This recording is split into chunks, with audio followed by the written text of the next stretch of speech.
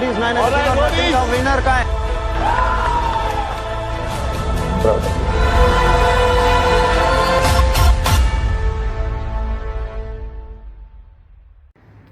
Hey guys, my name is Vikas Khokar. Please like and subscribe my YouTube channel king of Vilas. कल मैंने आज तक के ऊपर एक न्यूज़ देखी कि संदीप सिंह के ऊपर 1.5 या 2 साल पहले कुछ एक चाइल्ड मोलेस्टेशन का एक मामला दर्ज हुआ था, शायद मॉरिशस में यहाँ पर, और इंडिया के अंदर उसकी एक न्यूज़ भी आई थी। लेकिन अभी फ़िलहाल वो न्यूज़ किसी को इतनी ज़्यादा पता नहीं थी। लेकिन कल आज तक के एक जो डिबेट चल रही थी उसके अंदर ये पता चला कि उनके ऊपर ऐसा एक केस हुआ है। और बॉलीवुड के अंदर या फिर बॉम्बे के अंदर बहुत सारे ऐसे लोग हैं जो दबी ज़बान में ये कहते हैं कि संदीप सिंह शायद बाइसेक्सुअल या फिर गे है।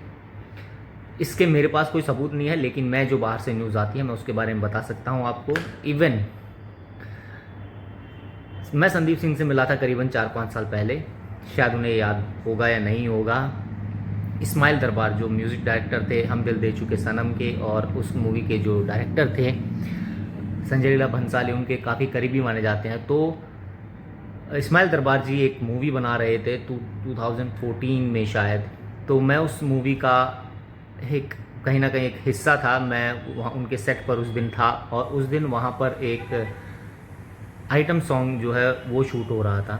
और वो आइटम सॉन्ग जो उसके अंदर जो लीड थी, जो वो आइटम सॉन्ग के अंदर जो डांस कर रही थी वो थी जो अभी हार्दिक पांड्या जो क्रिकेटर हैं इंडियन क्रिकेट टीम में, उनकी जो वाइफ हैं नताशा।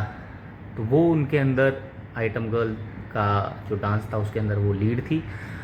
और आशुतोष राणा जी उस मूवी के लीड थे, और मैं उस मूवी के सेट पर था। और वो सेट था फिल्मिस्तान स्टूडियो, यहाँ पे अपना महमूद स्टूडियो में।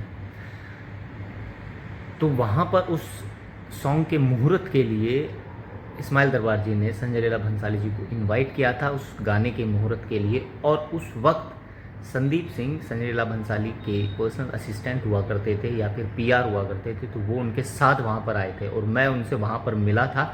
और वहाँ पर जो उनकी छोटी मोटी हरकतें थी मुझसे मिलने की, या मुझसे जिस तरह बात कर रहे थे या फिर जिस तरह उनके हाव भाव थे, मुझे उस वक्त थोड़ा सा अंदेशा हुआ था कि कुछ गलत है। लेकिन मैं पूरा श्योर नहीं था, क्योंकि बहुत सारे लोग इंडस्ट्री में ऐसा बिहेव करते हैं। लेकिन अभी मुझे और भी बाकी बहुत सारे लोगों ने बताया है, और जहाँ तक उनके कुछ जहाँ पर वो जाते थे संदीप सिंह हमेशा किसी के घर पर, वहाँ पर जो रहते थे, उन्होंने भी मुझे बात बताई कि हाँ उन्हें भी ऐसा लगा था।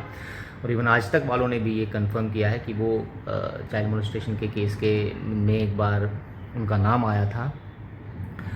तो संदीप सिंह के बारे में इतनी सारी बातें आज अब सामने निकल कर आ रही हैं, लेकिन वो खुद मीडिया के सामने नहीं आ रहे हैं। तो कहीं ना कहीं उनके ऊपर ये सवाल ज़रूर उठता है कि उनका मतलब क्या रोल क्या था उनका सुशांत की लाइफ में, या फिर उनका क्या रोल था कि वो मरने के तुरंत बाद अगले ही दिन जैसे सुशांत के साथ जो भी हुआ उसी दिन वो वहाँ पर सही टाइम पर पहुँच गए और उन्होंने सब कुछ अपने कंट्रोल में ले लिया।